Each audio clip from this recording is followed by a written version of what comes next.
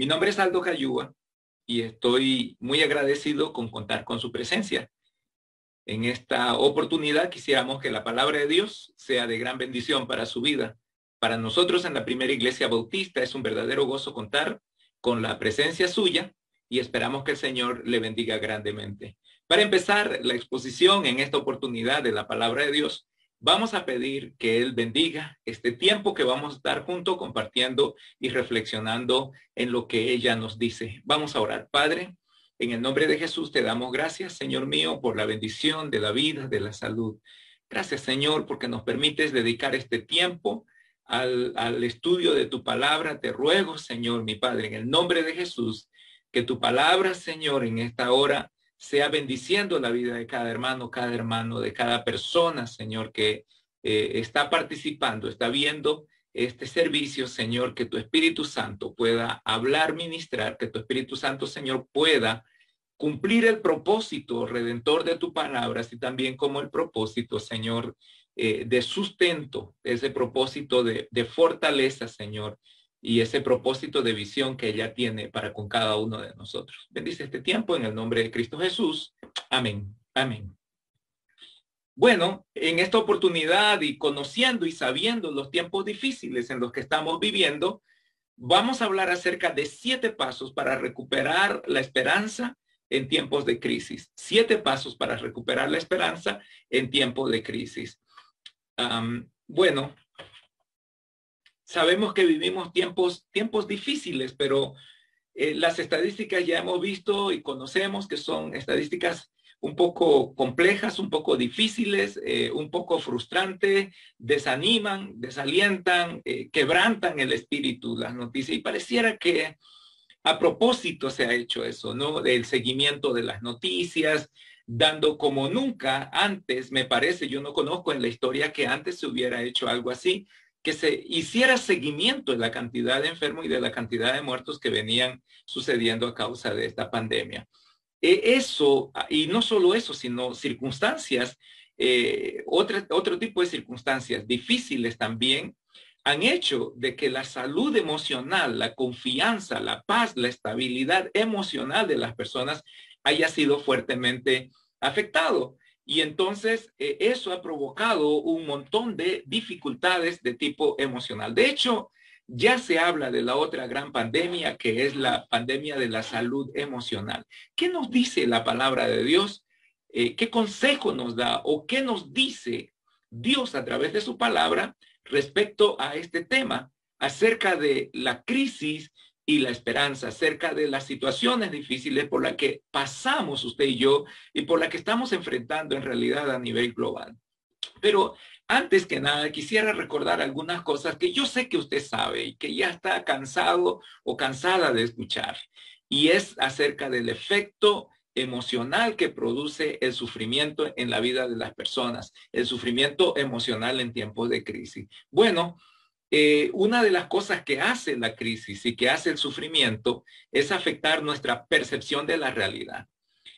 Cuando estamos sufriendo demasiado, cuando estamos bajo mucha angustia, por lo general, esa percepción de lo que nos sucede cotidianamente, es distorsionada, es afectada.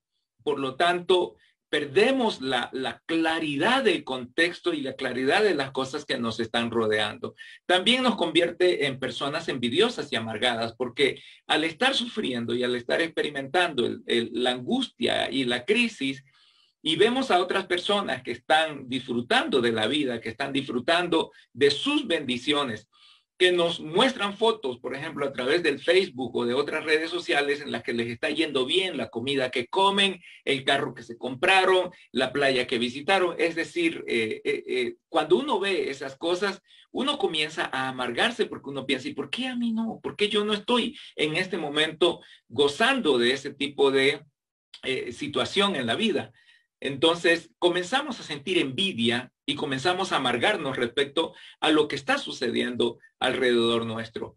La otra cosa que hacen las angustias es afectar la paz interior y nos transforma en personas un poco agresivas, que estamos más sensibles, digamos, en términos de nuestras reacciones a la interacción social, a nuestro al relacionamiento interpersonal. Entonces nos convertimos en personas un poco más agresivas porque justamente estamos afectados emocionalmente. De hecho, el nivel, perdón, de violencia y de agresiones ha crecido estos últimos tiempos al interior de muchos hogares. También nos hace sentir que no valemos absolutamente nada. La situación de sufrimiento nos habla o nos hace ver de que no valemos mucho para la vida ni para nadie. Tenemos esa sensación de desvalorización como persona, ya que tal vez por la capacidad que tenemos, por la circunstancia en la que estamos, no estamos pudiendo responder de la manera apropiada a los desafíos del momento, y eso nos hace sentirnos disminuidos como personas, desvalorados, y eso es causa también del tema del sufrimiento y de la crisis. Nos hace perder la esperanza. Estar en angustia nos hace perder la esperanza, nos hace desconfiar de lo bueno que nos pueda traer el tiempo futuro inmediato. Y al perder la esperanza también, entonces, nos hace sentir que estamos olvidados de Dios, que hemos sido ignorados por Dios y que estamos viviendo definitivamente algo que está fuera del propósito de Dios, o que se olvidó de nosotros. Dios está atendiendo a Sancho, Pedro y Martín, pero no lo está haciendo con nosotros, no lo está haciendo conmigo, no lo está haciendo con mi familia. Y esa sensación de que Dios no piensa en mí, de que Dios me tiene a mí marginado, me tiene separado de todos los demás que son como que sus favoritos, va calando en nuestro corazón y nos aparta y nos aleja de todo principio de fe y toda lealtad a nuestro Dios, a nuestro Dios. Así que esos son los efectos.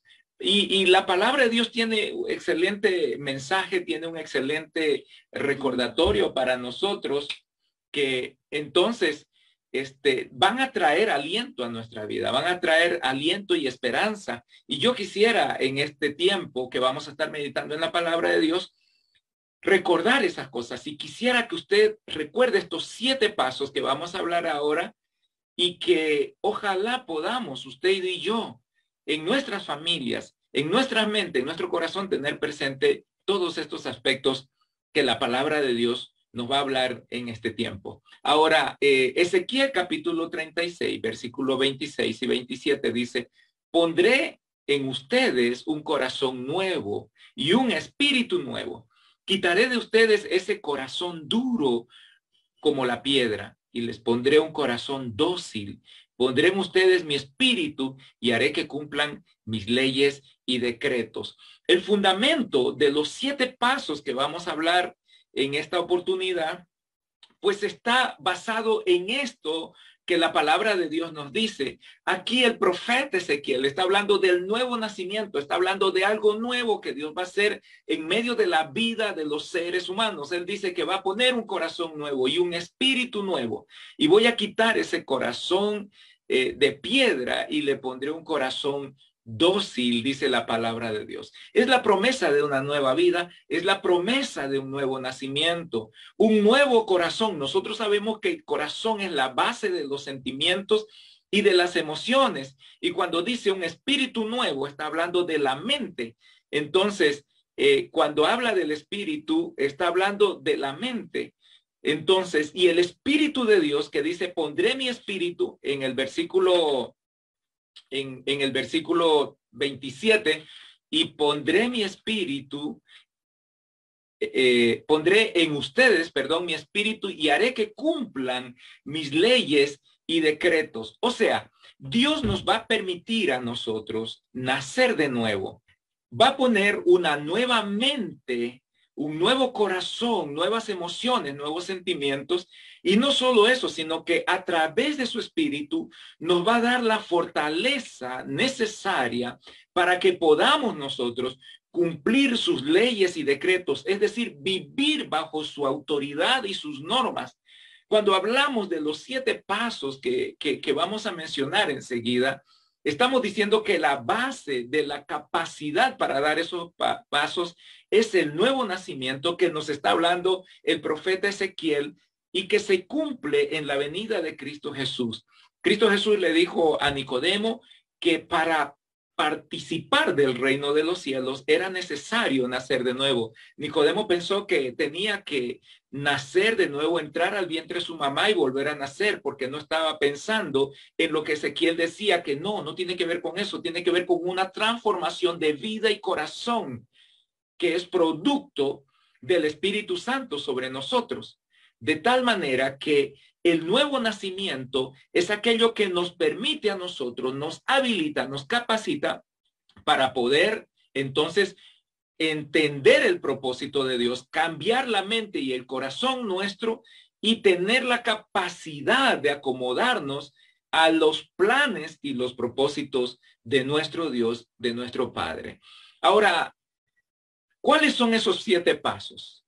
En primer lugar, si nosotros vamos a superar la crisis y vamos a poder sobrevivir a ella, no importa la extensión que ésta tenga, necesito pensar no como lo que yo soy, un ser humano caído, limitado y frágil, sino necesito pensar como piensa Dios. Necesito pensar como piensa Dios. Necesito pararme en el rincón de Dios y percibir desde ese rincón los buenos propósitos que Dios tiene para nuestra vida.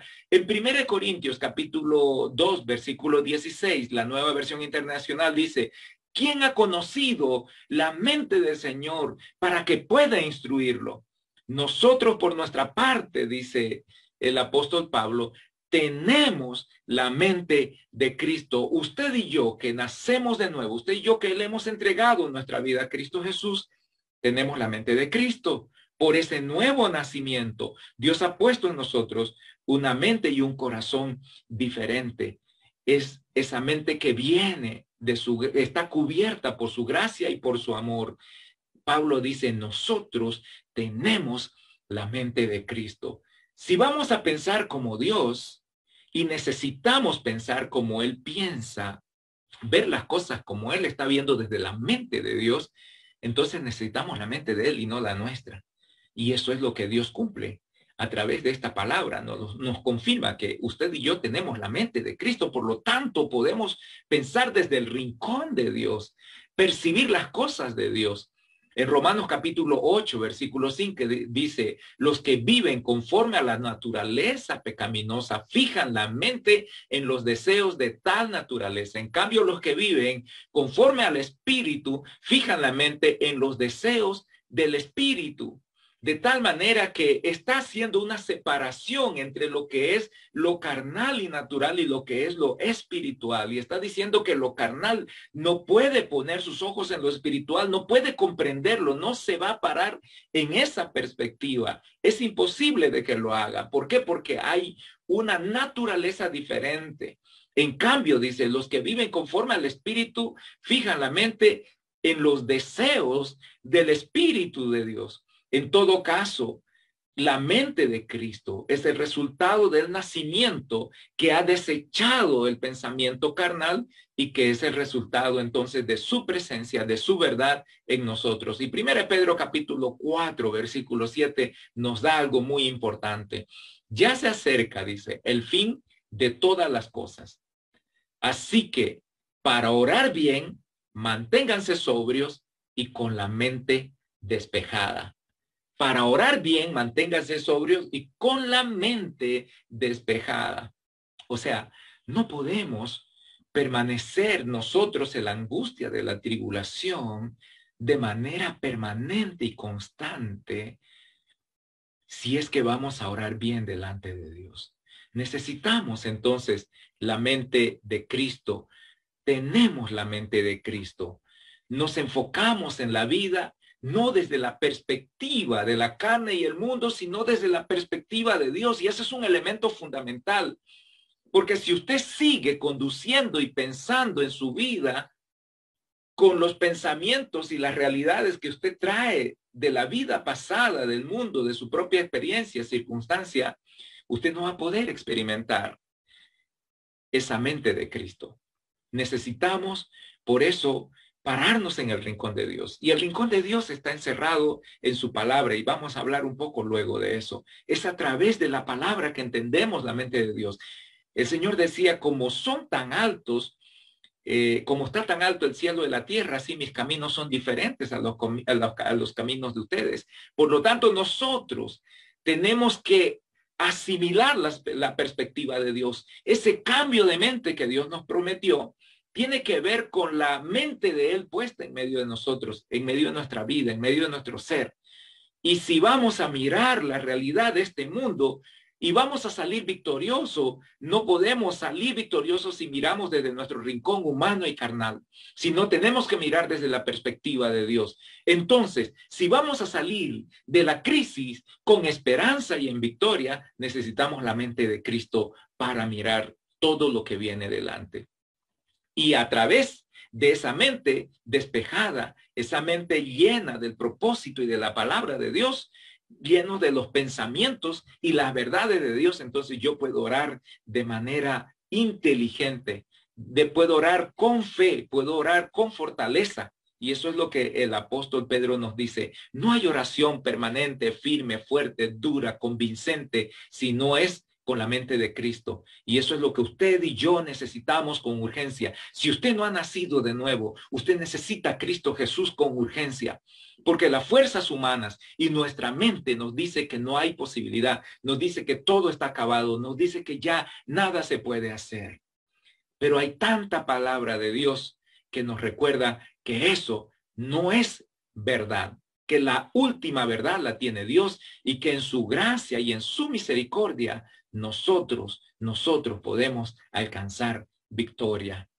También el segundo paso para poder salir de la crisis con esperanza y en victoria se llama el paso de la reconstrucción cognitiva. Hay algunos pasajes aquí que vamos a leer para que nos brinden el contexto necesario para lo que vamos a decir ahora. Salmo 143:4 dice, me encuentro totalmente deprimido, turbado tengo el corazón. Me acuerdo de los tiempos anteriores y pienso en todo lo que has hecho. Cuando nuestra mente está atribulada por cosas que hemos vivido, por experiencias, por circunstancias, por momentos difíciles por lo que hemos pasado, la mente tiende a fijarse en eso. Escúcheme, algo que refuerza esto que estoy diciendo. Los psicólogos dicen que los últimos minutos antes de irnos a la cama son los que resumen todas las actividades de nuestro día. Todas las actividades de nuestro día. Por ejemplo, si hoy tuvimos un día hermoso, un día bueno, un día agradable, con la familia, en el trabajo, pero los últimos minutos antes de ir a la cama nos molestamos, nos enojamos y nos acostamos renegando y nos acostamos molestos por algo, todo lo bueno que vivimos en el día, en nuestra mente va a quedar borrado por esa última circunstancia que nosotros hemos pasado. De tal manera que en nuestra mente el balance acerca de ese día va a ser negativo. Aquí el salmista dice, estoy totalmente deprimido. Pienso en las cosas que has hecho antes, pero en este momento yo no las puedo sentir. Estoy deprimido. Y eso es, hermano, lo que hace a veces en nuestra mente y nos hace perder la perspectiva del propósito de Dios, de su poder y de su gracia. Porque solo estamos mirando las cosas negativas. Alguien decía que hay personas que son tan negativas, aunque hayan tenido buenas cosas, son tan negativas que si se desmayan, en vez de volver en sí, vuelven en no. Es algo real de la vida humana, de nuestras limitaciones humanas, de cómo funciona nuestra mente. Y el salmista lo está reconociendo. Estoy totalmente deprimido. 1 Pedro 5:7 dice, dejen todas sus preocupaciones a Dios porque Él se interesa por ustedes. Y eso es una verdad importante de recordar. Romanos 8:28 dice, sabemos que Dios dispone todas las cosas para el bien de quienes lo aman, a los cuales Él ha llamado de acuerdo con su propósito. Entonces, cuando uno une estos pasajes, tenemos que hablar de algunas cosas. En primer lugar, nosotros no podemos cambiar nuestro pasado. Las cosas que sucedieron, que han amargado nuestra vida, que nos han dañado, que han quedado como heridas en medio de nuestra mente, de nuestro corazón, de nuestras emociones y de nuestros sentimientos, no podemos cambiar el pasado. Usted y yo no podemos evitar que cosas que sucedieron malas en nuestra vida sucedan. Ya pasaron, estamos aquí y estamos probablemente deprimidos por lo que ha pasado. Y esa es una realidad, es una verdad. Pero Dios puede usar aún las cosas más horribles que nosotros hubiéramos vivido para nuestra victoria. Y cuando le digo esto, piensa en el Señor Jesucristo. Saben, Él murió en un madero. Sobre ese madero lo flagelaron, lo golpearon, hicieron cargar ese palo de muerte hasta el sitio en el que lo crucificaron. Pero esa cruz, que fue señal de violencia, señal de agresión, de humillación, se convirtió en un símbolo de victoria para él. Hoy miramos a la cruz y no hay nada más maravilloso de entender y de comprender el mensaje que trae esa cruz para la vida de cada ser humano. Sabemos, dice Romanos 8:28, que Dios dispone las cosas para bien de quienes lo aman, los cuales han sido llamados de acuerdo a su propósito. Las cosas malas pueden ser transformadas. Deje de estar contándose a sí mismo el dolor que le provocaron esas experiencias y entienda que Dios puede cambiar ese dolor por victoria. Así como la cruz se transformó de instrumento de muerte a instrumento de vida hoy, así también todas las marcas del enemigo sobre nosotros, sobre nuestra vida, pueden ser transformadas en victoria para usted y para mí. Conocí a un hermano nicaragüense en un evento que tuvimos, en un evento de movida en Nicaragua. Y estábamos hablando de estas cosas. Y él, en una de las horas de comida, en una cena, él se sentó al lado mío y me dice, hermano, vea, quiero contarle algo. Y comienza a hablarme de la vida que él había llevado, esclavizado por la drogadicción, en condición de calle, dando mucho sufrimiento a la familia. Y él decía, el Señor me sacó de eso. Y sabe que ahora yo quiero ser misionero, yo quiero ir a servir al Señor a otra nación. Pero sabe, cuando pienso en lo que yo fui, siento vergüenza, me siento mal, me siento indigno. Pero hoy él está en el campo misionero. Hoy está él en el campo que Dios lo había llamado. Y sabe que esa cosa, esa experiencia de vida que casi lo mata, es el instrumento que Dios está usando para glorificarse y transformar vidas a través de él. Eso es lo que Dios hace. No es cambiar la realidad de la historia, pero Dios cambia el significado de ella. Dios cambia el significado de tu historia y lo que fue para tu vergüenza y dolor, Dios lo transforma para tu victoria y para tu honra, para la gloria de su nombre y para el gozo y regocijo tuyo. Lo he visto tantas veces, hermano.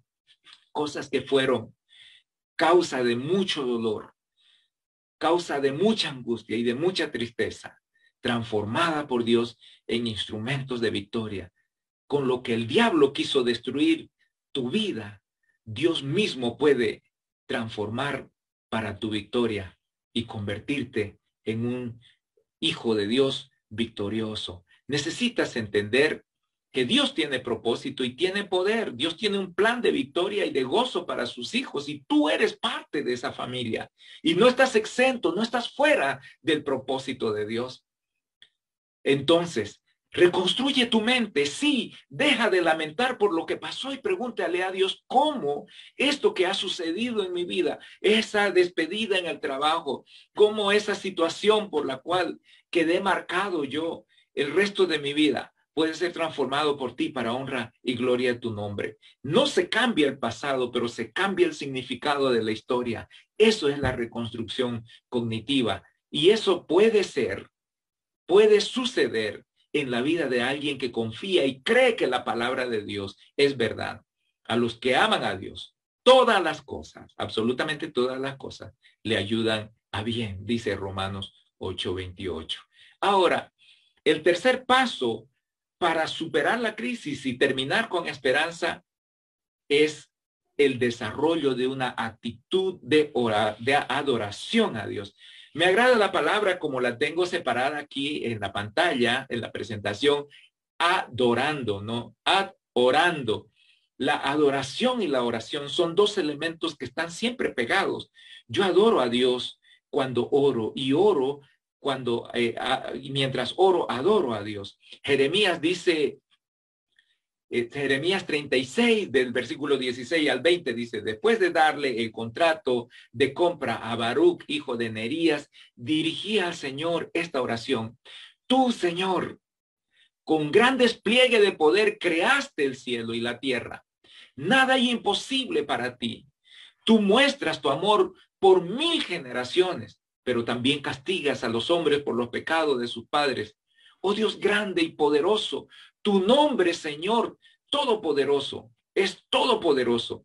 Tú eres grandioso y en tus planes y poderoso en tus obras. Tú eres grandioso en tus planes y poderoso en tus obras.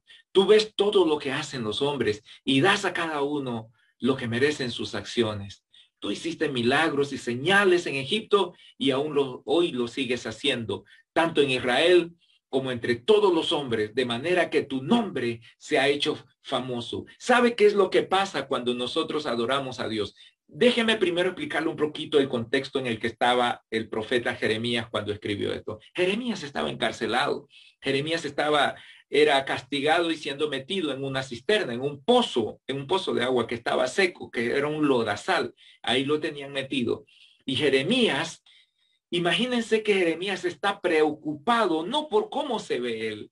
Y eso es lo que sucede en la adoración, porque cuando nosotros adoramos a Dios, cambiamos la dirección de nuestra preocupación, cambiamos la dirección de nuestra vista de nosotros mismos hacia Dios. Y eso es lo que está haciendo Jeremías. Jeremías no está preocupado porque está encarcelado, porque está siendo castigado. A Jeremías le preocupa el nombre de Dios. A Jeremías le preocupa la gloria de Dios. A Jeremías le preocupa reconocer la grandeza, la magnificencia de ese Dios que lo llamó a él y que lo tiene cogido, acurrucado, sujeto, sostenido, protegido en sus manos. Eso es lo que hace la adoración. La adoración hace que usted y yo cambiemos la dirección de nuestra visión, de nuestra vista, de nosotros a Dios, de nosotros hacia Dios. Eso es lo que hace la adoración. Por eso es importante cuando adoramos nosotros, nos abandonamos a nosotros mismos para acercarnos al corazón de Dios. Cuando tenemos la mente de Cristo, los pensamientos de la verdad poderosa del Evangelio, de la palabra de Dios y de sus promesas, se hacen carne en nosotros, porque el centro de adoración y de preocupación no es el cómo me veo, sino el cómo se ve mi Dios dentro de mí. Eso es lo que hace la adoración. Con la adoración no nos preocupamos de cómo nos vemos entonces, sino de cómo se ve Él. Mi preocupación es, Padre, no permitas que tu nombre sea mancillado, sea avergonzado, Señor. No permitas que tu nombre sea disminuido por causa mía, por mi vida, por mi circunstancia. Que tu nombre todopoderoso sea manifiesto en esta carne débil, en esta situación difícil. Que tu nombre sea afirmado, que tu nombre sea glorificado. Eso es cuando aprendemos a adorar de esa manera. Entonces tenemos una actitud valiente para enfrentar la vida. ¿Sabe qué? No soy yo, no soy yo, es mi Dios. El que importa es Él. Él es el centro de mi alabanza, de mi adoración. Y quiero que su nombre sea glorificado en mi vida, en mi casa y en todo lo que yo hago. El cuarto paso de cómo superar la crisis y tener victoria y esperanza es oyendo a Dios y no a tu propia mente. Juan 10, capítulo 10, versículo 3 y 4 dice, el portero le abre la puerta, está hablando el Señor Jesús, y el pastor llama a cada oveja por su nombre, y las ovejas reconocen su voz, las saca del redil, y cuando ya han salido todas, camina delante de ella, y las ovejas lo siguen porque reconocen su voz.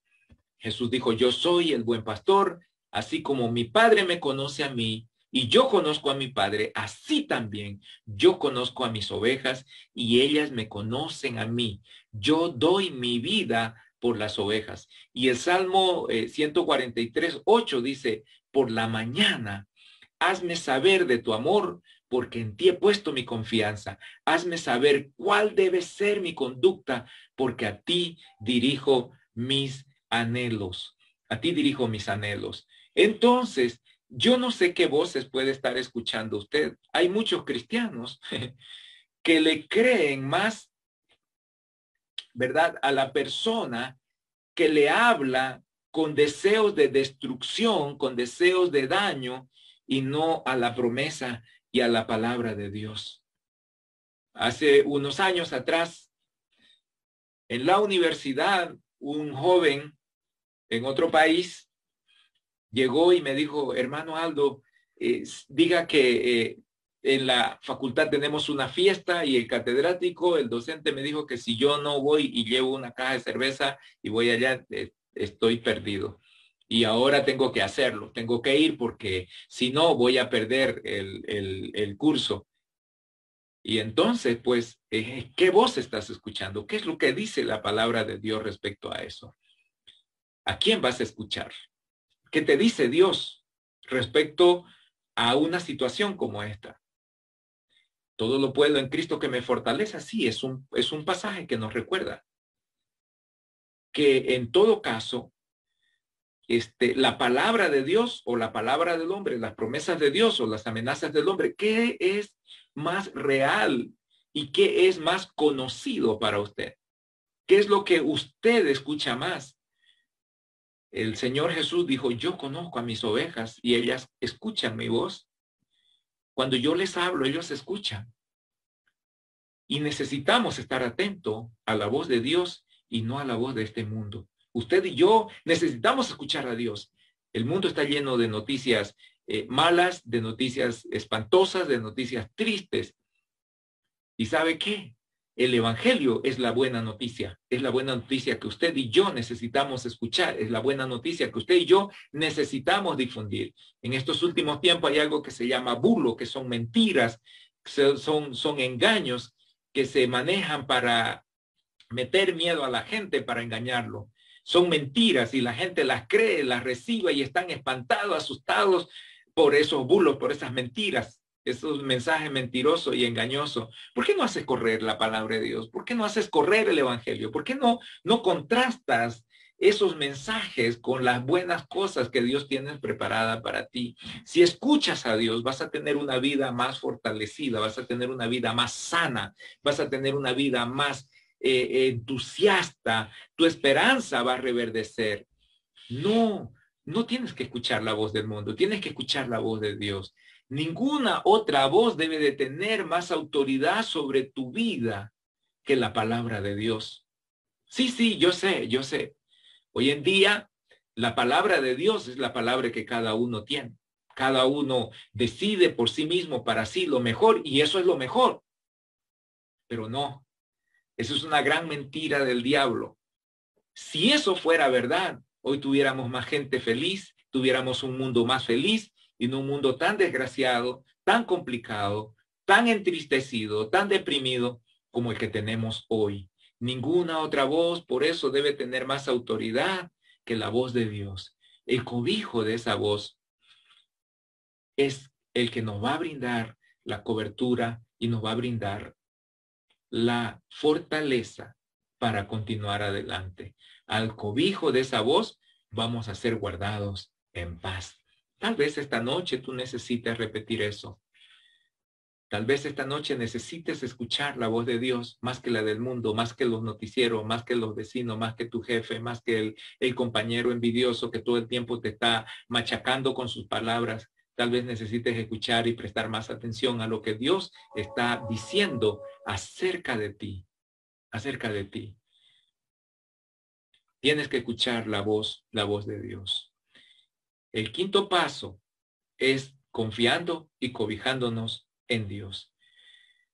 El Salmo 143, versículo 9, dice, Señor, líbrame, Señor, de mis enemigos, porque en ti busco refugio. Dios, el único refugio.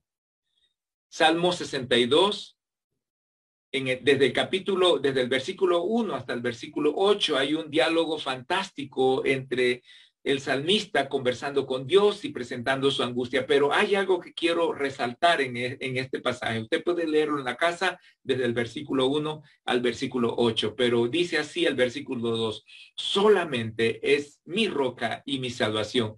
Jehová es mi roca y mi salvación, es mi refugio. Y continúa diciendo, no resbalaré mucho. Y sigue hablando de la angustia de los enemigos y todo eso. Y luego dice, solamente Él es mi roca y mi salvación, es mi refugio, no resbalaré.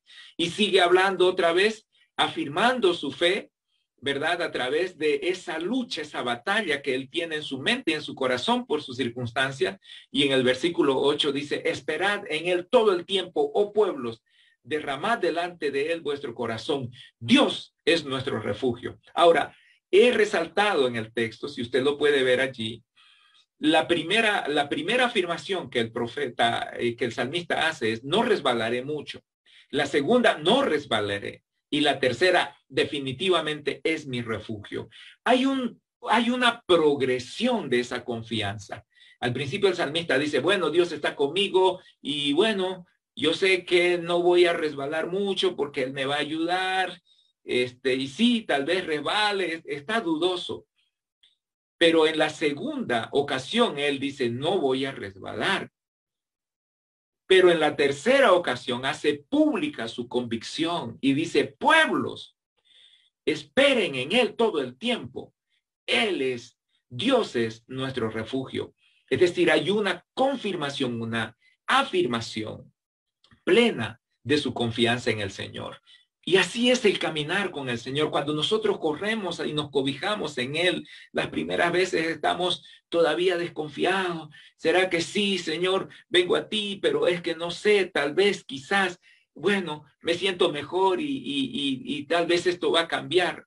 Pero conforme vamos avanzando en ese cobijo, buscando ese cobijo de Dios y poniendo nuestra confianza en Él, nuestra confianza va creciendo en medio de nuestra mente y nuestro corazón. Usted crece, usted avanza en esa confianza para con el Señor. Contemplando las maravillas de Dios es otro de los pasos a través de los cuales nosotros también vamos a sobreponernos a toda crisis y a avanzar en victoria, contemplando las maravillas de Dios. El Salmo 119, el versículo 27 y adelante, el versículo 27 dice, dame entendimiento para seguir tus preceptos, pues quiero meditar en tus maravillas. El Salmo 9:1 dice, oh Señor, quiero alabarte con todo el corazón y contar tus muchas maravillas. Salmos 75:1 dice, te damos gracias, oh Dios, te damos gracias, invocamos tu nombre y cantamos tus maravillas. El Salmo 26, versículos 6 y 7 dice, lavadas mis manos y limpias de pecado. Quiero, Señor, acercarme a tu altar y entonar cantos de alabanza y proclamar tus maravillas. ¿Saben? El sufrimiento distorsiona, les dije, nuestra manera de ver la vida y de ver lo que sucede a nuestro alrededor. El salmista dice, voy a detenerme a ver tus maravillas, mi Dios. Voy a contemplar tus maravillas. Imagínense que para el tiempo del salmista, cuando ellos veían el mundo, digamos, cuando ellos veían el mundo, ellos creían que había una bóveda que cubría la tierra y que Dios abría como una ventana para intervenir en la realidad humana. Pero aún solo entendiendo y comprendiendo que hay una bóveda pequeña, ellos quedaban maravillados de la grandeza y de la magnificencia de Dios. Permítame decirle lo siguiente. El sistema solar en el que nosotros estamos es fantástico. Estaba viendo algunos datos acerca de nuestro sistema solar, que es el lugar en el que vivimos, en el que está la Tierra. Dice que si el Sol, la escala real es que si el Sol la pusiéramos a una escala real, el Sol, pusiéramos un Sol de 1,5 metros, una bola de 1,5 metros de alto, ¿verdad?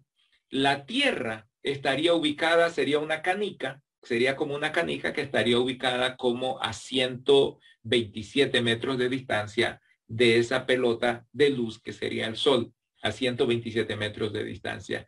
y que Neptuno, el planeta Neptuno, estaría a 5,5 kilómetros de distancia de esa pelota de luz. Ese es más o menos, imagínense lo que es eso. Si una canica a 127 metros es la Tierra, imagínense Neptuno a 5,5 kilómetros de distancia aproximadamente de esa pelota de luz que es el Sol. El sistema solar es inmenso, es grande, es muy grande para las medidas, para las dimensiones que tenemos nosotros aquí en la Tierra. Pero si eso no fuera mucho, nosotros necesitamos, para llegar al centro de la galaxia, según algunos necesitamos entre 26,000, 24,000 a 26,000 años luz. 26,000 años luz. Podría haber una variación de más o menos 1,400 años luz. Imagínense 1,400 años luz para llegar al centro, solo al centro de nuestra galaxia. 26,000 años luz. La estrella más próxima a nosotros es Próxima Centauri y creo que está a 28 años luz de la Tierra. Entonces es el vecino más cercano fuera de nuestro sistema solar. Entonces, caramba, estamos hablando de que de ir de un poquito la periferia en la que estamos nosotros, en la Vía Láctea, hasta el centro de la galaxia. Son, pongámosle 26,000 años, 26,000 años luz. Oiga, ¿y saben cuántas, dice, cantidad de galaxias tenemos en el universo? Es incalculable. Son millones, miles de millones de galaxias que hay en el universo. Ahora, si usted se pone a pensar en eso, yo le digo, dígame cuál es su problema. Piense un poquito. ¿Qué dificultad es la que usted tiene? ¿Cuál es el problema que usted tiene? Se ha puesto a pensar en el Dios que usted adora, el Dios que lo llamó, el Dios que lo ama, el Dios que sabe el nombre de usted, el Dios que se comunica con usted, el Dios que está atento a usted, que sabe el nombre, que sabe cuántos pelos tiene en la cabeza, sabe cuántos se me cayeron hoy. Él sabe todo. El creador del universo, imagínese este universo, solo la galaxia, la Vía Láctea, no nos alcanza la vida para salir casi del lugar en el que vivimos, del vecindario galáctico en el que estamos. Y el creador de todo el universo, ¿cuál es su problema? Cuando el salmista dice, Señor, quiero meditar en tus maravillas, quedarnos a veces a contemplar y a pensar en la magnificencia, la grandeza de nuestro Dios, hermano. Y pararnos a los pies un ratico de ese creador en medio de todo lo que él ha hecho, reconociendo su majestad, su poder, su magnificencia. Oiga, ¿cuál es su problema? ¿Cuál es su problema? Papá está aquí. El salmista decía, déjame ver tus maravillas, contemplar, porque sabía que cuando él miraba la grandeza de su universo que salió de la mano de Dios, se daba cuenta que no solo él era una insignificancia, sino que cualquier problema se reducía ante los ojos de aquel que lo amaba y lo ama profundamente. Hermanos, no le digas, dice un dicho, a Dios el tamaño de tu problema. Cuéntale a tu problema el tamaño de tu Dios. Cuéntale a tu problema el tamaño de tu Dios. Hermano, las maravillas de Dios son fantásticas, pero yo quiero centrarme en algo. Yo sé que Dios hizo el universo, Dios ha hecho maravillas, ha obrado, operado sanidades. Dios le resucitó a Lázaro, lo levantó de los muertos. A Lázaro le volvió a dar vida, pero le voy a decir cuál es la maravilla más grande que Dios ha hecho por usted y por mí. Salmo 26, 6 y 7 dice, lavada ya mis manos y limpias de pecado, quiero, Señor, acercarme a tu altar y entonar cantos de alabanza y proclamar tus maravillas. Dice el libro de Romanos, no hay ninguna condenación para todos aquellos que están en Cristo Jesús. La mayor maravilla que Dios ha podido hacer por usted y por mí se llama la salvación. La mayor maravilla es el pecado limpio de su vida y de mi vida, que nos permite acercarnos hasta el trono de gracia de nuestro Señor. ¿Y sabe qué? Trascender la condenación y la muerte y las limitaciones de esta naturaleza pecaminosa caída para abrazar con Él la eternidad. Esa es la mayor maravilla que Dios ha hecho por usted y por mí. Sí, quedo impresionado por el tamaño del universo. Me imagino a Dios creador y sustentador de todas esas cosas. Mi mente no puede dimensionar eso. Pero sí hay algo que puedo dimensionar, y es comprender mi pecado, mis limitaciones, mi fragilidad, mi insignificancia. Pero Él me abrazó, me amó, me contuvo y me contiene en sus brazos y me sostiene allí, a pesar de todas mis debilidades. ¿Cómo voy a cantar sus maravillas? ¿Cómo no voy a glorificar a mi Dios y a mi Padre por sus maravillas? ¿Qué Dios hay que haya hecho algo parecido? No hay absolutamente ninguno. La maravilla más cercana es la vida eterna que Él nos ha podido dar y que Él nos puede dar. Contemplar este mundo, saber que todo tiene término, saber que todo se acaba aquí en algún momento si Él no viene antes. Es un poco deprimente probablemente para algunos que tienen puesta toda esperanza en este lugar. Pero cuando uno entiende la maravilla del propósito de Dios, uno se da cuenta que lo más maravilloso es tener comunión con Él. Cantaré, proclamaré, dice, alabanzas, proclamaré tus maravillas. Y eso es lo que hacemos en esta iglesia. Eso es lo que hacen todos mis hermanos. Hablar de Cristo Jesús, hablar de la cosa más maravillosa que Él ha podido hacer por nosotros, y es darnos vida, es rescatarnos de la muerte y la condenación para traspasarnos a su familia, sujetarnos a una esperanza viva y darnos una herencia eterna. Oh, ese Dios maravilloso. Dime cuál es tu problema. Dime cuál es tu preocupación. Todos vamos a morir si Él no viene. Pero la maravilla más grande, Él ya la operó en mi vida. Lo ha hecho en la tuya.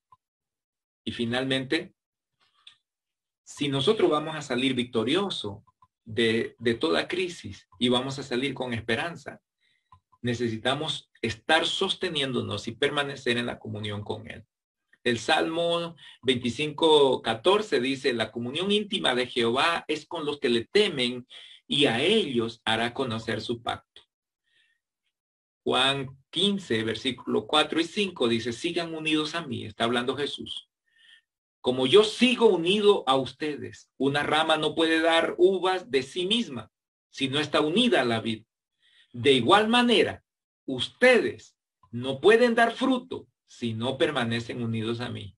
Yo soy la vid, dice Jesús, y ustedes son las ramas. El que permanece unido a mí y yo unido a él, da mucho fruto, pues sin mí no pueden hacer absolutamente nada. Hermano, es muy fácil desconectarse de Dios. Es muy fácil perder la comunión, el pecado, circunstancias, muy fácilmente. De hecho, es un poco risible. Este tiempo, esta pandemia nos ha hecho revisar las prioridades, nos ha hecho reubicar las prioridades. Y le voy diciendo que para muchos la comunión espiritual con Dios no es una prioridad. ¿Cómo entonces vamos a experimentar victoria? ¿Cómo nuestra mente va a tener la mente de Dios si no pasamos tiempo con Él? ¿Cómo voy a recibir fortaleza para enfrentar las situaciones difíciles si no permanezco en comunión con Él? Mantener la comunión con Dios requiere determinación. Usted tiene que determinar permanecer en Él. No es algo que sucede automáticamente. Hay mucha gente que descansa esta responsabilidad en otro, en el pastor, en la iglesia, en los hermanos, en fulano, mengano, sutano, porque creen que es responsabilidad de otro mantener mi comunión, que yo pienso que mantener Mi comunión con Dios es responsabilidad de otro y hecho a culpa. Mira, ese fulano hizo eso, por eso yo no. Yo no voy a la iglesia. Mire lo que hizo, yo no voy. Entonces, estamos descansando sobre otro lo que me corresponde a mí. Usted tiene que tomar la decisión de permanecer en comunión con Dios. No es responsabilidad de otros. No es de responsabilidad de la iglesia, aunque la iglesia debe ser un espacio para que usted se crezca, se desarrolle, se fortalezca, pero no es una responsabilidad suya. Y tiene que tomar la decisión, la determinación de mantener la comunión con Dios. Pero también decidirlo es importante, pero mantener la decisión es también muy importante. La constancia, ser constantes en la comunión con Dios, en permanecer en Él. ¿Cómo estamos en comunión con Dios? Bueno, a través de la palabra, a través de la adoración, oración, adorando, hablando con Dios, contemplando sus maravillas, sacando un rato para agradecerle por todas las cosas buenas y maravillosas que Dios nos da, por su gracia, su misericordia, por la vida eterna. El apóstol Pablo decía en ese sentido de que hasta el morir es ganancia cuando uno entiende las grandes maravillas de Cristo Jesús para usted y para mí. Entonces, permanecer es lo que debemos hacer, permanecer en Él.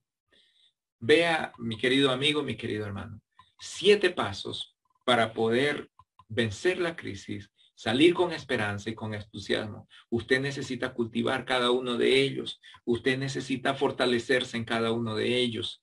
Usted necesita comprender que no importa lo que usted haya pasado, el Señor está trabajando en su vida.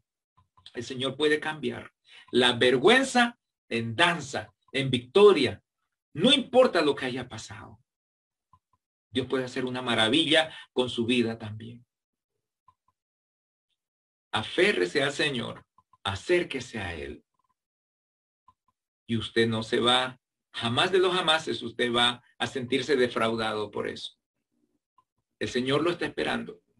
Mi hermano, si usted es creyente y usted está caminando lejos del Señor, es tiempo de volver.